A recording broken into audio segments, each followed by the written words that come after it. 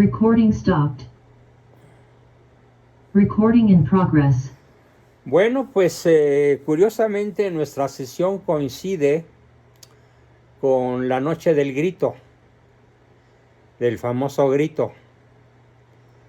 Famoso pero absolutamente inapropiado, inoportuno, pero sobre todo falso.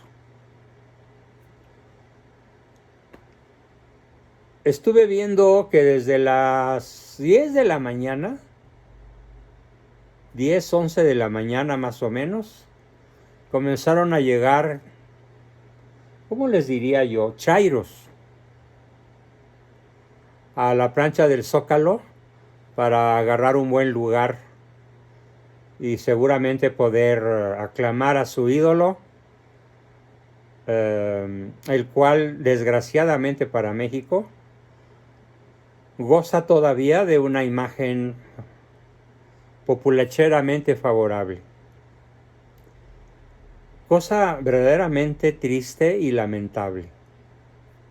Como muy pocas cosas suceden y están sucediendo y sucederán en nuestro país, como este aciago Maximato, que ya cumple casi 5 años en el poder. Y que esperamos, sí, con la ayuda de Dios, nada más que aguas. No se confíen en que Dios nos haga el milagro si nosotros no hacemos nuestra parte. Porque dice un dicho de San Ignacio de Loyola, fundador de la Orden de los Jesuitas, San Ignacio de Loyola, que decía a sus alumnos: si tú no haces tu casi nada, Dios no hará su casi todo. Y quiero comenzar con ese comentario porque por ahí veo luego que algunas personas del grupo escriben cosas como: hay que confiar en el poder de Dios. Hay que confiar en la misericordia de Dios. Hay que confiar en la intervención de Dios. Espérame tantito. Dios interviene de vez en vez, muy rara vez. Por ejemplo, la última noticia que se tiene de una intervención divina indirecta fue en la batalla de Lepanto, donde los soldados y marineros católicos cristianos, en inferioridad numérica, en inferioridad de armamento, de número de naves y de armas, se enfrentaban a la flota más poderosa que en aquella época hubiera podido ponerse a flote, la flota de Ali Pasha, el gran jefe de los turcos. Y Andrea Doria, el almirante católico, les pidió a todos los marineros, mediante señas de banderines, que entraran en oración y le pidieran a Dios vientos favorables, porque tenían el viento en contra. Y con el viento en contra hubieran podido ser una fácil presa de la extraordinariamente superior flota adversaria, pagana. De pronto entonces el viento cambió y la historia atribuye a una intervención divina el cambio de la dirección de los vientos que favoreció que la flota cristiana penetrara como una flecha mortal en el corazón de la flota turca y prácticamente la despedazara en la famosísima batalla de Lepanto. Pero fuera de este acontecimiento tan señalado, claro, puede haber ahí por ahí otros que yo no conozca o que en esos momentos no tenga presente. Sí, hay que pedirle a Dios su intervención siempre en los asuntos humanos, personales, familiares, de la colonia, del cantón, del estado donde vivamos, de la república y del planeta. Pero esto no excluye nuestra acción. Hoy tenemos entonces un cuadro verdaderamente patético, en donde no dudo que el Zócalo se llene para seguir los aullidos de chimpancé que va a dar este bulto de palacio. Y quiero comenzar por ahí. Pidámosle a Dios que a nosotros nos dé fuerzas, nos dé sabiduría, nos dé tiempo, nos dé salud, para convencer a la gente acerca del grave error en el que está. Qué triste Recording es. stopped. Qué triste es que una Doctor, nación revise su conexión. Creo que se apagó la grabación. Vuélvalo a poner a grabar. Y después una los videos. Recording in progress. Muy bien. Qué triste es que una nación entera, con honrosísimas excepciones, cometa un acto de idolatría, cometa un gravísimo y terrible error histórico, al ir a dar un grito por en donde voy a comenzar. Entonces, que al rato la oración que hagamos sea para que nos dé fuerzas de ser heraldos, no solo del Evangelio, sino de la verdad histórica de nuestro país.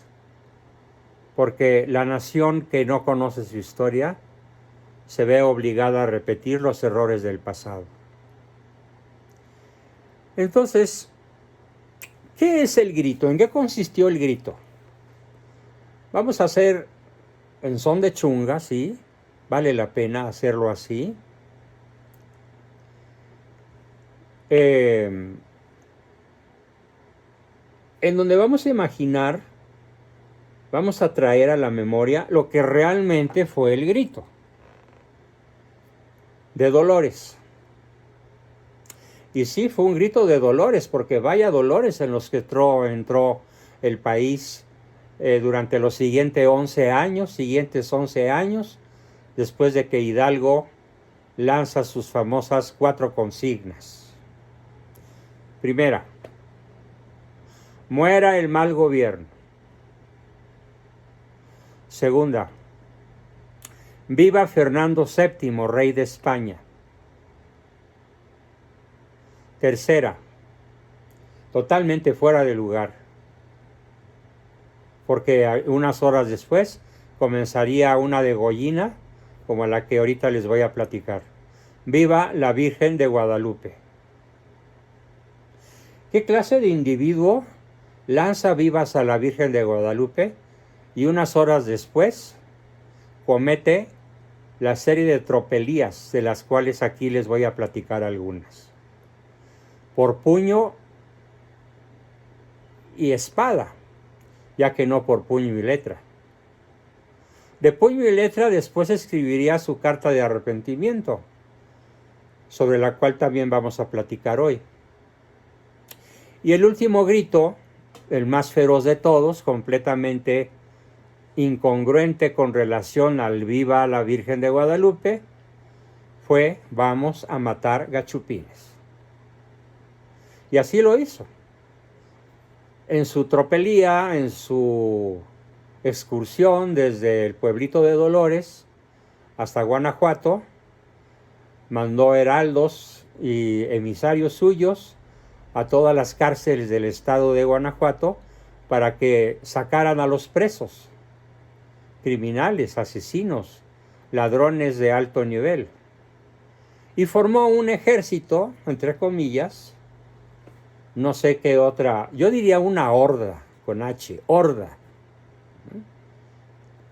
Una horda que se preparó y logró tomar la Alhóndiga de Granaditas, de la cual no quedaron vivos ni los niños, ni las mujeres, ni los ancianos. Ahora les ruego imaginar que el presidente en turno suba al balcón del Palacio Nacional a dar el grito de Dolores. ¿Qué tendría que decir? Pues tendría que decir lo mismo que dijo Hidalgo.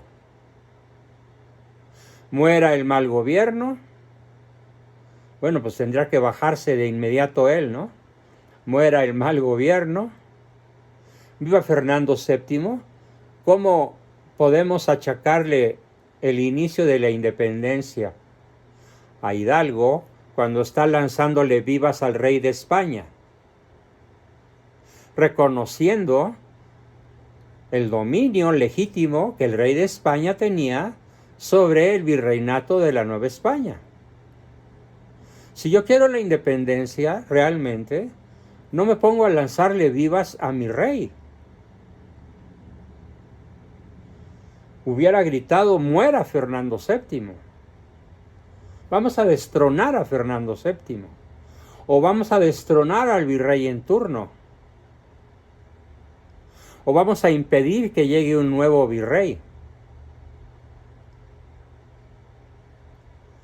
Pero no, viva Fernando VII.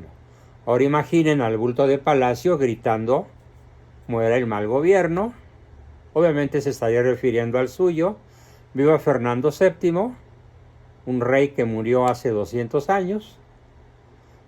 Imagínense al peje gritando, viva la Virgen de Guadalupe. Pues ese fue el grito de Dolores. Eso debería decir. Y vamos a matar gachupines. Cuando menos que dijera, y se lo aplaudiría, vamos a ejecutar narcotraficantes. Y claro, sería darse un balazo en el pie, porque el primer narco del país, pues resulta que es él. Qué triste es tener que decir todo esto. Así que en conclusión de esta primera intervención sobre el tema de hoy no celebramos nada que valga la pena celebrar. Si acaso, como desde hace muchos años, se los decía yo a mis hijos, heredándolo de mi padre, hoy es un día de luto nacional. Porque no solo, fíjense, aquí está lo medular, no solo no inició la independencia, sino que debido a la reacción española,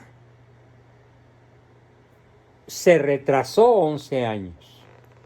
¿Y esto por qué se afirma de esta moda, de esta manera? ¿Por qué la acción de Hidalgo, de lanzarse a la rebatinga, al degüello, al saqueo, a lo absurdo, esa noche del 15 al 16 de septiembre, por qué retrasó 11 años la independencia? Entendámoslo en términos muy sencillos, en términos militares. Porque a partir de la rebelión de Hidalgo, España, de manera fulminante, no tardó ni 3 semanas en enviar lo mejor de sus tropas a combatir a Hidalgo. Tropas que aceptaron el mando del virrey en turno, de los virreyes en turno durante la década de 1810 a 1821, y lograron mantener bajo el poder de España pues los 4 y pico millones de kilómetros que formaban el virreinato de la Nueva España, por razones estrictamente políticas, pero sobre todo militares. Así que para los que están celebrando el inicio de la independencia o la independencia, pues les tengo la pésima noticia de que en realidad no deberíamos celebrar nada, sino en todo caso una fecha luctuosa por la cantidad de muertos que costó el lanzamiento a la guerrilla de las hordas del mal cura don Miguel Hidalgo y Costilla. 0 padre de la patria. Eso es, se me revuelve el estómago de pensar que 1 millón de personas ahorita están coreando vivas a alguien que no merece ese título de ninguna manera. A pesar de que, como lo vamos a ver más al ratito, él mismo haya abjurado de sus errores y se haya arrepentido a fondo de sus fechorías. Les cuento, unas cuantas horas después del degüello realizado en la Alhóndiga de Granaditas, unas noches después, secretamente, mandó degollar en la barranca del pie del Cerro de las Bateas, a 3 millas, 5 o 6 kilómetros de la ciudad entonces llamada Valladolid, hoy Morelia, a 40 españoles. Los mandó degollar. 40 españoles ricos, 40 españoles hacendados, 40 españoles empresarios, 40 españoles que soportaban la economía de la ciudad y, si me aprietan un poquito, también del estado hoy llamado Michoacán. Los mandó degollar por ser empresarios y por ser españoles. Ellos estaban pacíficamente dedicados a sus acciones, a su rancho, a sus vacas, a sus becerros, a sus corderitos, a sus enormes extensiones territoriales donde sembraban trigo, arroz, alfalfa, maíz, etc. Y llegó una turba que los buscó casa por casa por órdenes de Hidalgo y literalmente los degolló. Era la forma de matar que tenía Hidalgo, degollarlos. Por lo tanto, las acciones militares de Hidalgo no se pueden llamar batallas, no se pueden llamar acciones de guerra, no se pueden llamar escaramuzas militares. Tenemos que llamarlas por su nombre. ¿Cuál es el nombre verdadero? Degollinas.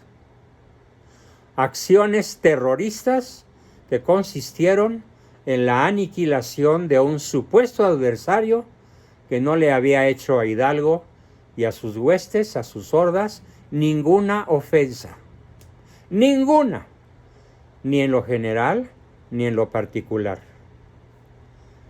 Pero recurrió al engaño, porque a estos españoles los sacó de sus casas, prometiéndoles a las familias que se los llevaba a Guanajuato para formarles un juicio conforme a derecho. No se los llevó a Guanajuato. En el camino, a pocos kilómetros de la ciudad de donde los había secuestrado, los degolló. Y no contento con eso, 3 días después, el 18 de septiembre por la noche, después de haber él salido con su tropa para Guadalajara, por órdenes suyas también secretas, fueron llevados otros 44 españoles al mismo Cerro de las Bateas, para también ser degollados, ya no de Morelia o Valladolid, ahora de Guadalajara. Y también les había dicho a sus familias la gran mentira, el gran engaño, de que se los llevaría a Guanajuato. Así que las primeras acciones de degollina de Hidalgo son los 300 cadáveres de la Alhóndiga de Granadita, más 40 españoles degollados, habitantes de Valladolid, hoy Morelia, y 44 habitantes españoles degollados, habitantes o vecinos de la ciudad de Guadalajara. Fueron dejados en el campo tirados totalmente desnudos para que no mancharan las ropas con su sangre. Les quitaron las ropas y poder usarlas o venderlas. Y los cadáveres fueron el sabroso pasto de las aves de rapiña. Un indígena Totonaca había sido el degollador en jefe. Hidalgo dirá, ya preso en Chihuahua, que en total fueron 60, no 40, las víctimas de Guadalajara.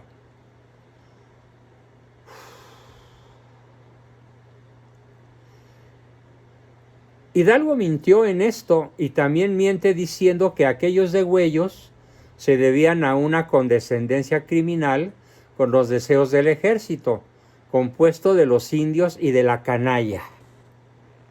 Así, el ejército virreinal estaba compuesto por indios y la canalla, algo así como la chusma, algo así como los chairos, cuando en realidad el ejército virreinal estaba formado en su mayoría por criollos, bien entrenados, bien disciplinados, verdaderos soldados, de cuyas filas sale Iturbide, de cuyas filas sale el ejército trigarante, que sí une a Vicente Guerrero en la causa común para lograr la independencia, y sí es cierto que el ejército de Guerrero estaba formado en su mayor parte por indígenas, pero el de Iturbide no, el de Iturbide estaba formado por criollos y por mestizos.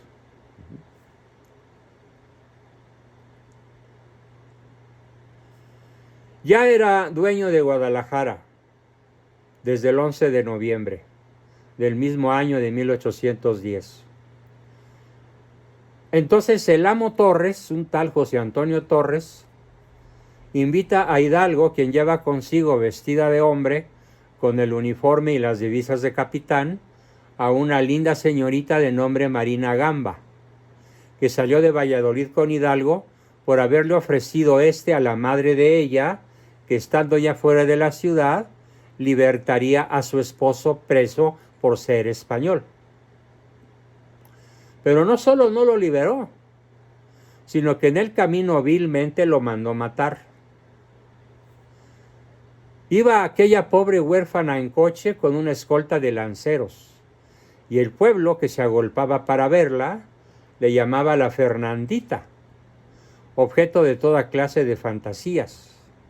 Y por supuesto que el cura Hidalgo abusó de ella, una y otra vez hasta cansarse. Y con Hidalgo iba otra mujer como querida, también vestida de hombre, una tal Gavina, llamada la capitana por su conducta bravucona y agresiva. Se decía de buena fuente que se había comportado como una verdadera, me burlo, heroína en Guanajuato en la toma de la Alhóndiga de Granaditas. Felizmente esta mujer, según carta escrita meses después desde San Luis Potosí por la señora de Mariano Abasolo, acabó siendo rescatada.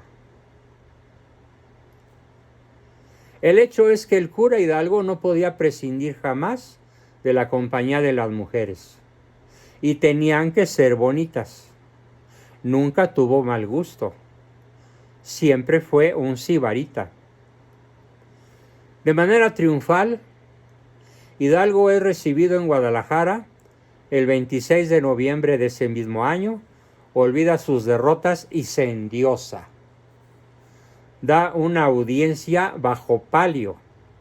El palio es una forma de transporte reservada a los reyes, emperadores y al papa. Y toma el título regio, él se lo apropia, él se lo autoendilga de Su Alteza Serenísima. Y todo sujeto que se refiera a él a partir de ese momento se tiene que referir a él inclinando la cabeza, doblando la rodilla en tierra y diciéndole Su Alteza Serenísima. Y luego lo que tuviera que decirle. Había olvidado ya el igualitarismo de su amada Revolución Francesa.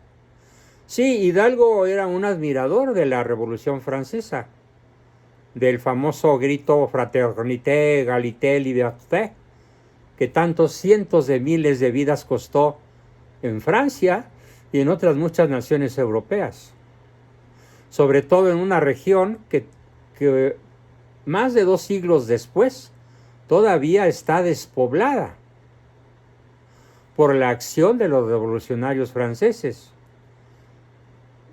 El índice poblacional de Francia anda sobre los 300 y pico de habitantes por kilómetro cuadrado. Y la Vendée, la región devastada por los revolucionarios, no sobrepasa los 50. Porque fue tal el exterminio que la región quedó asolada por ser católica. Ah, pues esa era la admiración con la rodilla hincada, según declaración de Ignacio Allende. Posesionado de su papel de monarca, el paralelismo con Malo es perfecto. Posesionado de su papel de monarca, entrega el bastón de mando. Bueno, Hidalgo no lo hizo, pero este monarca sí. Y además se declara monarca sagrado, como los de antaño. Y empieza a nombrar secretarios de Estado por aquí y por allá. Ignacio López Rayón, Ignacio Allende, Pascasio Ortiz de Letona, etcétera, etcétera, etcétera. Hidalgo sabía muy bien por agentes secretos que el gobierno yanqui era su mejor aliado.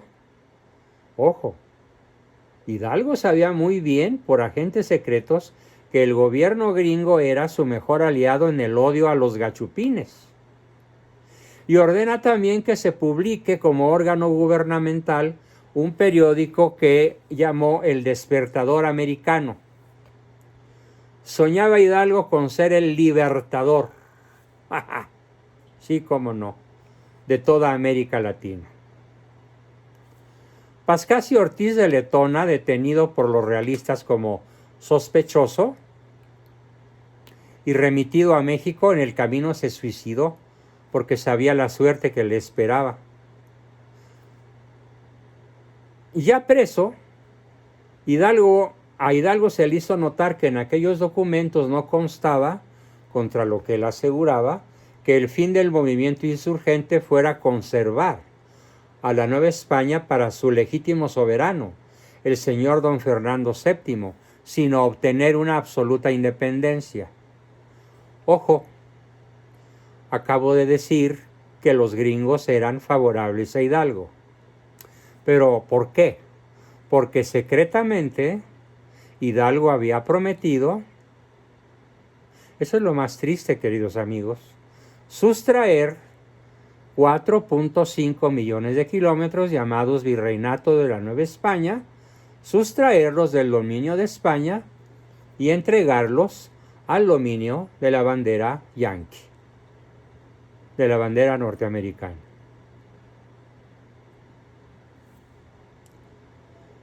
En aquellos falsos papeles de Hidalgo había resuelto o vivir en la libertad de los hombres bajo una constitución federativa semejante a la de los Estados Unidos, o de lo contrario morir, reclamando sus derechos naturales usurpados por una tiranía cruel por el espacio de casi 300 años. ¿Dónde se origina la leyenda negra contra España? Curiosamente, con estas palabras del cura Hidalgo: recuperar mis derechos naturales usurpados por una tiranía cruel soportada por el pueblo mexicano por espacio de casi 300 años. Uy, sí. De un plumazo borra lo que hizo España durante 300 años de manera absoluta y totalmente pacífica. Evangelizar, crear universidades, cristianizar, civilizar, reducir a poblaciones a las hordas sueltas, sobre todo a los chichimecas, a los otomís, a todas las tribus nómadas que poblaban el centro, no el centro, a partir del, digamos, del estado de Jalisco hacia el norte, todo lo que era Chihuahua, Coahuila, Nuevo León, Baja California, Sonora, Sinaloa, no estaba poblada por tribus asentadas, excepto los yaquis, sino por tribus nómadas. Y España se dedicó a crear espacios civiles, espacios de convivencia civilizada en las ciudades que España fundó durante esos 300 años. Es como renegar de la propia madre, lo que hace Hidalgo. Allende, en su descargo, declaró que, aunque le fuera vergonzoso decirlo, no había leído las cosas que había firmado Hidalgo, que le había pedido que firmara Hidalgo. Porque los Estados Unidos tenían jurado auxiliar a todos los pueblos que intentasen su independencia. Esto del puño de Ignacio Allende, que se arrepintió de haber militado bajo las órdenes del cura Hidalgo. Incluso hubo ciertos momentos en los cuales el mismo capitán Allende pensó en formarle un juicio sumario a Hidalgo y fusilarlo por criminal de guerra. Bien, Allende dijo que Hidalgo y los demás que firmaron dichos documentos, especialmente Rayón, abusaron de su buena fe. Y porque lo que toca al cura Hidalgo, no dudaba que su idea era engañar al pueblo y a cualquier persona que se dejara engañar. ¿Cuál creen que era el apodo con el que era conocido Hidalgo? El zorro. Falso, engañador, mentiroso, astuto, ese que cava un agujero en la cerca que cuida las gallinas, pero no se mete por ahí. Va el granjero a tapar ese agujero y el zorro se mete por otro lado. Ese es el principal perfil de Hidalgo.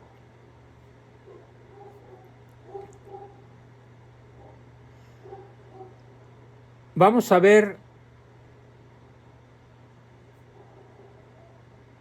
la cantidad de crímenes que comete es prácticamente interminable.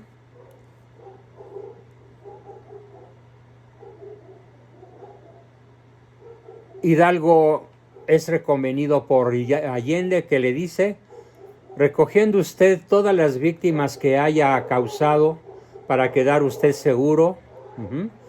La verdad es que usted es un inquieto, perturbador y seductor, y la historia lo sepultará en el olvido como falso libertador.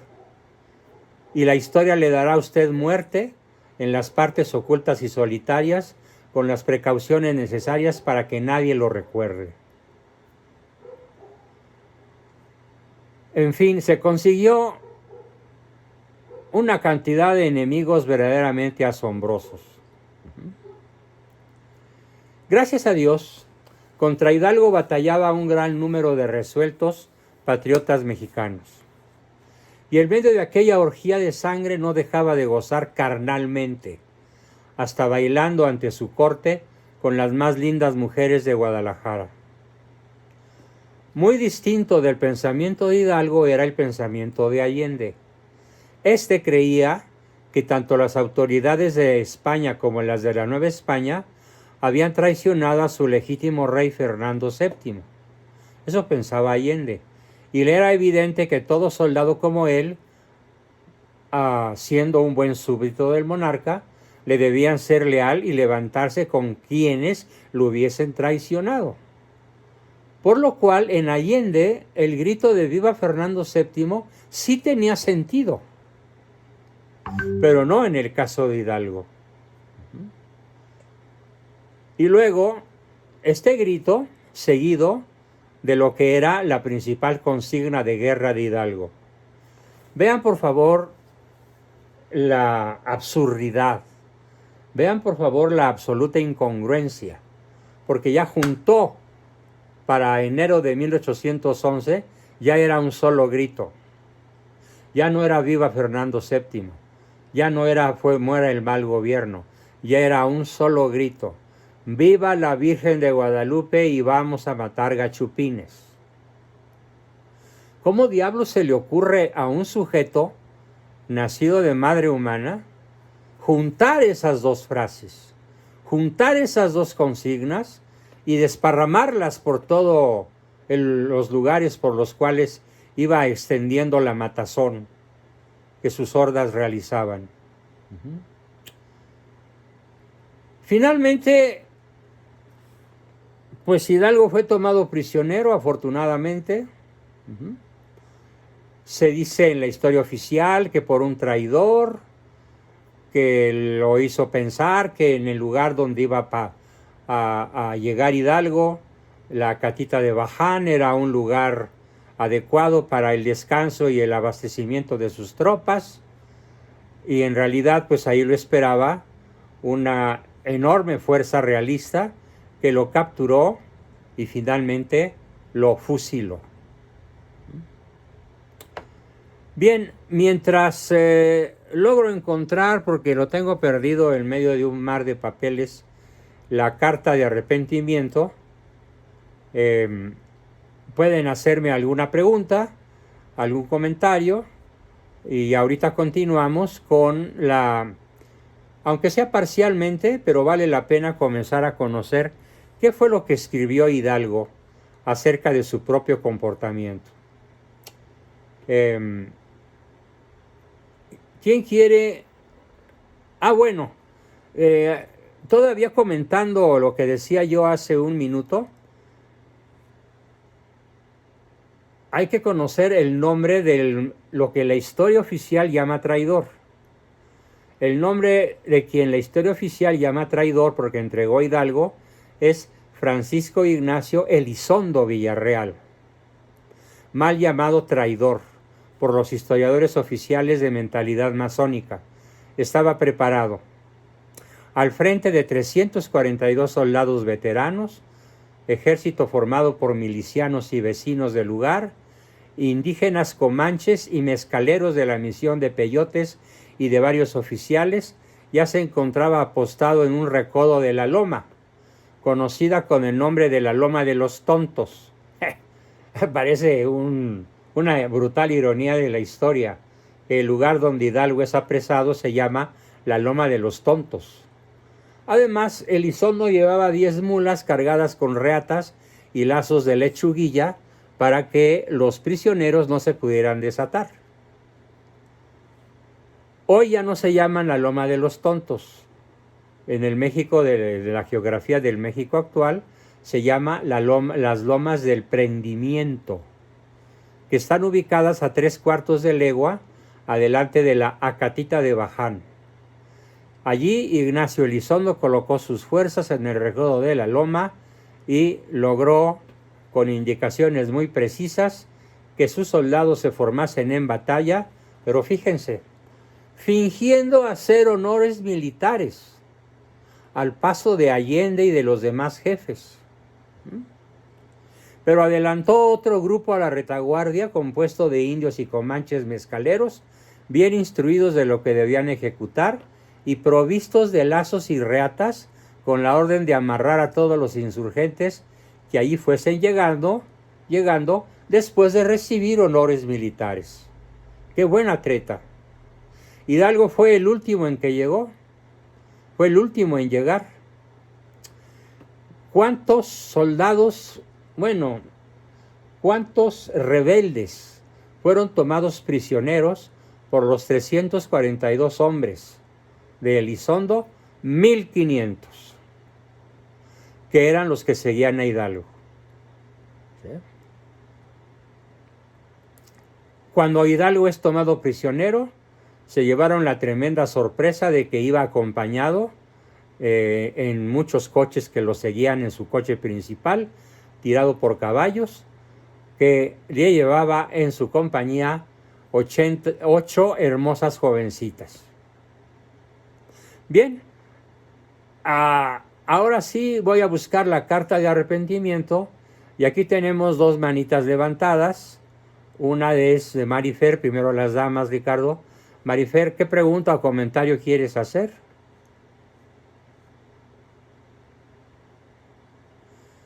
Marifer, puedes encender tu micrófono.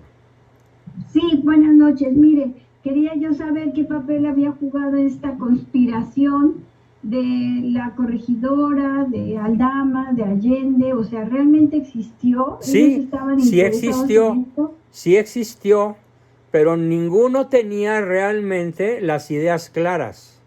Hidalgo era su líder y lo que querían era sustraer a Nueva España del dominio español y entregarlo al dominio gringo. Así que cuando gritamos hoy lo que se conoce como el grito de independencia, en realidad estamos gritando por la anexión de México a los Estados Unidos. Pero entonces todos ellos querían anexar a México, a los Estados Así es, Unidos. todos ellos seguían la voz de Hidalgo, ¿Eran masones? Eran masones entonces. eran masones. Ujú. Y el principal masón del más alto grado, pues era Hidalgo.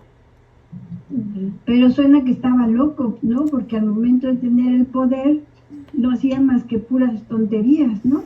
Pues puras megalomanías, no tonterías. Ujú. De acuerdo, gracias. Muy bien. Ricardo, ¿qué nos querías platicar? Doctor, ahora sí que yo le iba a pedir que, si no en esta sesión, si en alguna próxima, que nos comentara cuál era la mentalidad. Digo, yo la he estudiado, etcétera, etcétera, pero hablaría y no pararía acerca de cuál era la mentalidad de tener un rey. ¿Por qué tanta gente durante tanto tiempo amaba tener un rey? Porque era de verdad era algo, o sea, cuando uno lee los escritos de San Ignacio de Loyola, cuando uno lee de tantas cosas, aún teniendo un rey malo, preferían un rey. Y eso era algo porque era la lealtad al rey. Era una situación muy especial. Entonces, o que nos pudiera decir algunas palabras, porque mucha gente lo oye y dice, pues bien Fernando VII, bueno, pues, y no, es que tener un rey, servirlo, era, era un motivo de orgullo, pero para todo el mundo. Pero si lo pudiera llegar a explicar. Sí, porque incluso en China tenían el mandarín, más poderoso que un rey. En Rusia tuvieron a los zares, tan poderosos como los emperadores europeos. Fíjate que me sorprende tu pregunta. Me obligarías a estudiar el tema porque así de bote pronto, la verdad es que no sabría qué decirte, ¿eh? Ok, entonces lo planeamos para alguna próxima, en algún momento que pudiera, que lo tuviera, que lo investigara. Digo, yo sé un poquito, lo que pasa es que hay un detalle. Muchos critican, por ejemplo, cuando dijo Luis XIV, el Estado soy yo. El problema es que sí es cierto, el rey era L'état el c'est à moi. representante. L'état c'est à moi es una frase de Luis XIV, Exactamente, rey francés. y parece ser criticada porque la ven obviamente los republicanos masones, la critican mucho, pero es que es una realidad. Era perdón, era así como nosotros tenemos el centro de toda nuestra iglesia, es el Papa. Bueno, no obviamente es Jesucristo, pero la representación de Jesucristo en la tierra es el Papa en la iglesia. También la representación de Dios como poder político temporal estaba centrado en el rey. Bueno, Y de hecho así se entonces, decía, el poder político de los reyes emana directamente de Dios. Por eso exactamente, los reyes en general, casi todos, eran consagrados en basílicas, en catedrales, en ceremonias muy solemnes que duraron hasta que llegó la Revolución Francesa. exactamente, pero no solo eso, sino que era una actitud que había. O sea, era la actitud que todos, lo que pasa es, hay una cosa que hay que entender. A la mayoría de los reyes, no todos obviamente, pero la mayoría de los reyes eran educados para tomar decisiones y para mandar desde la cuna. Entonces, por eso fue que la mayoría de los reyes han sido buenos gobernantes, mucho mejores que los improvisados que hemos tenido. Bueno, déjame decirte Entonces, una cosa que acabo de recordar. Santo Tomás de Aquino tiene un libro que se llama La mejor forma de gobierno y sostiene sin la menor duda que la mejor forma de gobierno es la monarquía absoluta. De hecho, le digo algo, yo después de Y yo tanto estoy que de he estudiado, acuerdo, ¿eh? totalmente de acuerdo también. Aquí los republicanos me querrán colgar de donde sea, pero yo ahorita estoy de acuerdo. Quizá, porque además de todo, sí había una representatividad, sí se le preguntaba, así como el Papa puede preguntar lo que sucede en una parroquia con 3 llamadas, también un rey podía averiguar qué es lo que sucedía en un municipio con 3, 4 cartas. Disculpe un segundo.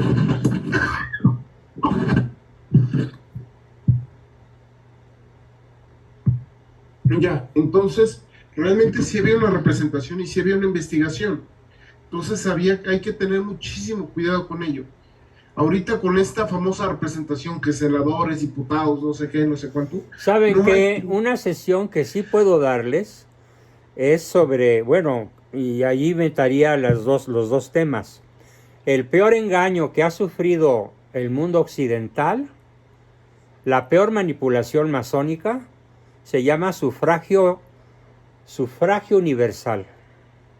Democracia gobernada por las masas que son llevadas a la ignorancia con un siglo de anticipación para que a la mera hora voten por el más indicado para que los masones conserven su poder y puedan hacer de las suyas con impunidad. El pueblo bueno manda, como dice el bulto de Palacio. Y todo lo que hace lo hace en nombre del pueblo bueno. Sí, y el pueblo bueno, estúpido ya por educación desde hace 100 años, por carencia de educación desde hace un siglo, sigue gritando, se sigue reuniendo, le sigue besando las botas, porque estamos viviendo una democracia en el peor de los sentidos. Recuerdo ahorita una de las tesis principales de Santo Tomás.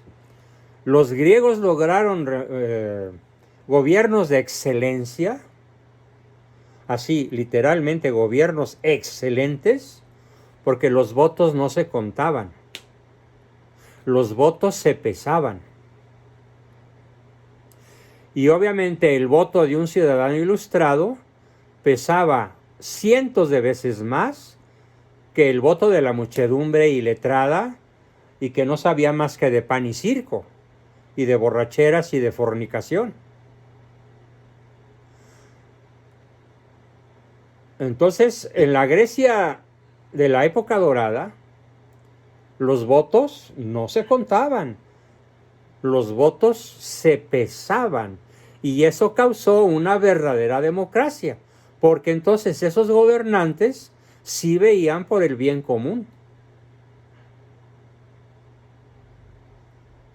La historia de Grecia debería ser para nosotros un modelo verdaderamente fascinante de cómo podría ser en México, aunque claro, pues sueña mexicano que nada cuesta, ¿no? Un gobierno en el cual hubiera el gobierno de la aristocracia del espíritu. Los griegos desconfiaban de los plutócratas. O sea, el voto de los ricos no pesaba más por ser ricos. El voto de los ricos pesaba siempre y cuando fueran hombres de bien y hombres de cultura. Hombres de reconocida Probidad, ¿sí? y conocimiento. Y conocimiento. Y ellos formaban la Cámara de Senadores. Aún así cometieron un crimen terrible contra Sócrates, los senadores griegos atenienses, al considerar que la predicación socrática acerca de que había solo un Dios verdadero era corromper a la juventud.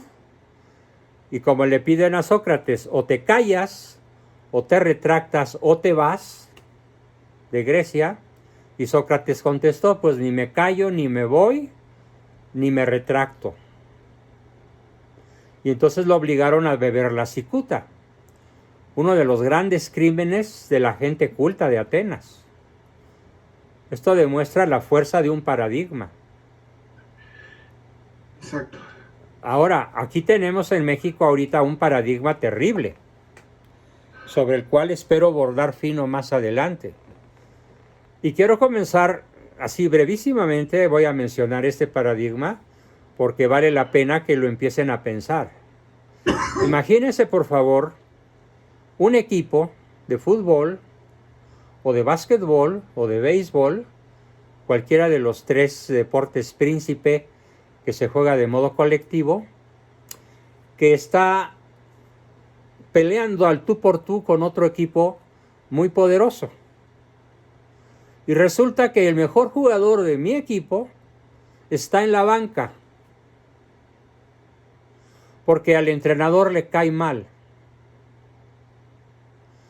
porque el entrenador no se lleva bien con él, porque este jugador tiene su carácter un tanto ríspido, es un extraordinario jugador, y si es futbolista es capaz de meter un gol en el último minuto, como lo mete Alemania contra Argentina en el último mundial.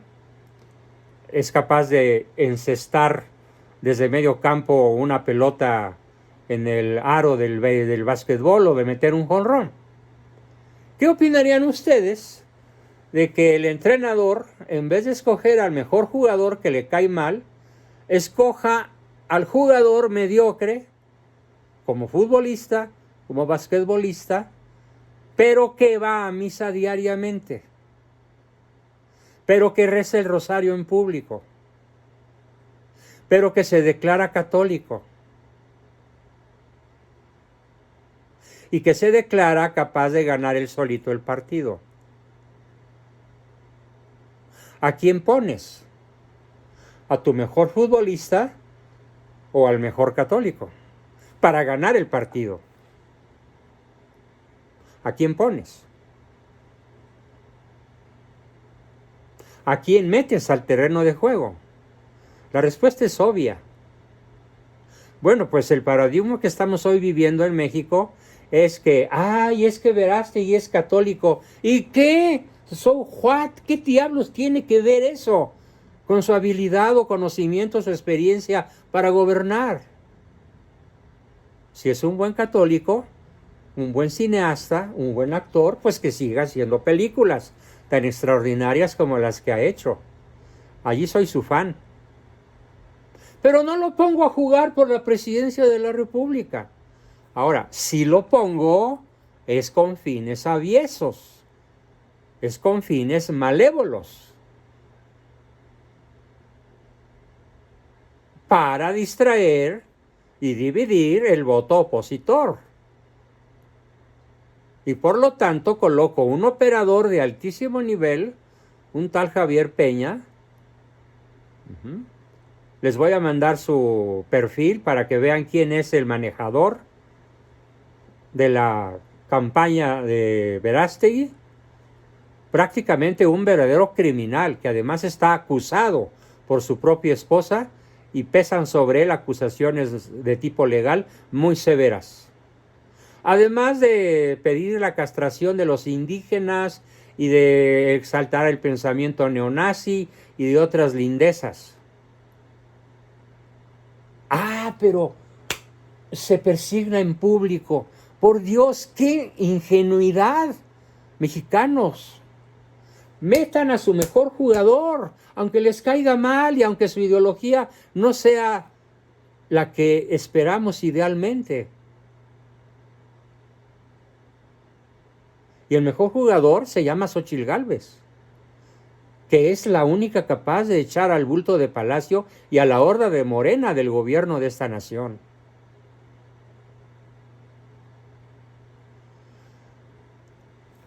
Así de grave es dejarnos llevar por un paradigma.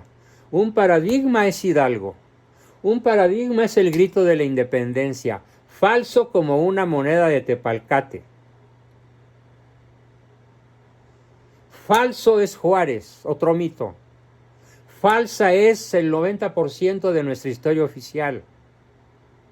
Falsos son los héroes a los que nuestros niños aprenden a rendir pleitesía en cada ocasión que la Secretaría de Educación Pública lo ordena.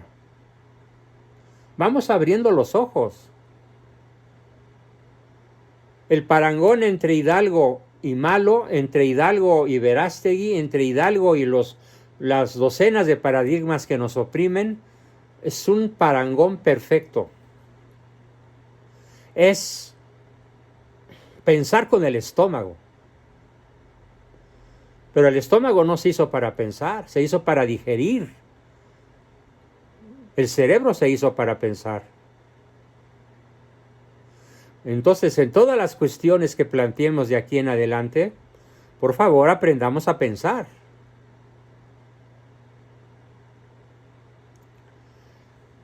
Todavía algo que decir sobre Hidalgo. Aparte del grito de viva la Virgen de Guadalupe y vamos a matar gachupines, dijo algo que está a punto de suceder en México. Si la horda de Morena sigue en el poder. Ojo, si la horda de Morena sigue en el poder, nos vamos a enfrentar al grito de Hidalgo. Cojan todos, hijito, cojan lo que quieran, porque todo es vuestro. Grito dirigido a la chusma de criminales que cometió los atentados a los que ya me referí al iniciar la sesión. Después viene una larga carta del cura Hidalgo. Vale la pena, todavía es septiembre, vale la pena reservarnos otra sesión para hablar de Iturbide y del arrepentimiento de Hidalgo. Bien, y entramos a la fase de preguntas, comentarios, aportaciones. Dice Ricardo que ya está listo. Voy a pausar y a continuar. Recording stopped. Adelante, Ricardo. Recording in progress.